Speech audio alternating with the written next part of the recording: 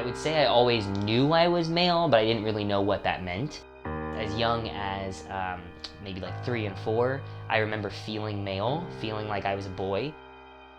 For those years, for like my younger years, I was definitely able to present masculinely and wear clothes we deem as masculine until I was a certain age where I think they thought I had to, fit into these boxes that society tells us we have to fit into.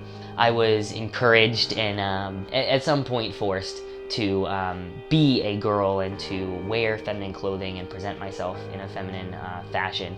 And when I was a junior in high school, I came out as a lesbian, and that worked for me for then because I felt that allowed me to be a little bit more masculine. So when I went to college and I was educated on the trans community and I learned what it meant to be trans, it was automatic for me. It was, I'm trans, like that's how I identify, that definitely fits.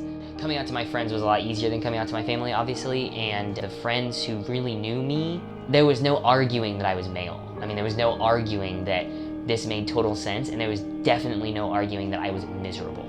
After coming out, after going through the process of my physical transition that, taking the steps I felt were necessary for myself, I actually experienced, you wouldn't expect it, but I actually experienced discrimination in the form of physical violence while I was at USF, and actually approached me and attacked me in the bathroom one time because I was not supposed to be in there and my kind isn't allowed in there and all these things he said to me.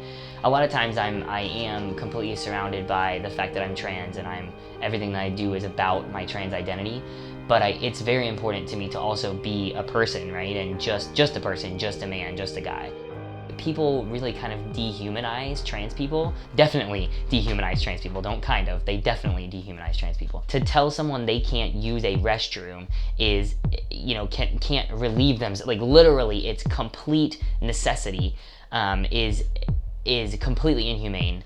And we're going back to segregation times where it wasn't about, bathrooms. It wasn't about water fountains. It wasn't about any of those things. It's about blatant discrimination. It's complete transphobia. It's complete, fear of not understanding one's identity because they don't identify as. There's also no reason that bathrooms even need to be gendered, right? At the end of the day, it is illegal in every state in this country to assault someone.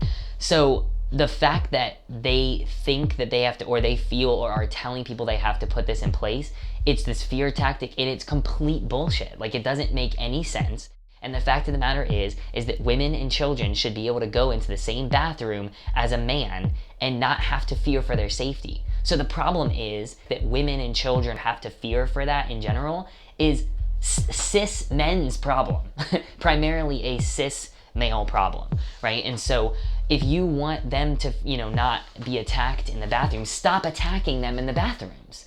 It's just really, really, really crazy that we are not only being targeted, but punished and for crimes and situations that we have literally never been associated with. Transphobia is like completely built into our society, especially here in America. We have societal norms and gender expectations so ingrained in us from day one that if you look male, or if you wear a sign male, you have to like blue, you have to play with trucks, you have to grow up and be the man of the house, you have to provide for your family, right? And so for people who they fit into that and that they're comfortable with how society tells them they have to be, they don't have to question anything.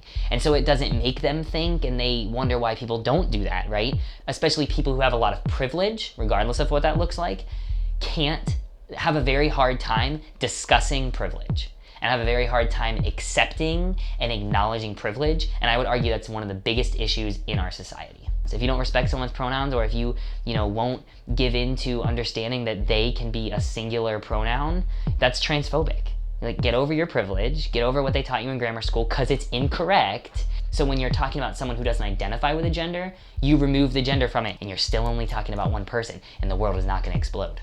We have freedom of speech and whatever. Like, you can't just degrade people. You can't just be disrespectful. At the end of the day, there's no argument on this political correctness bullshit. It's literally just respecting humans as humans.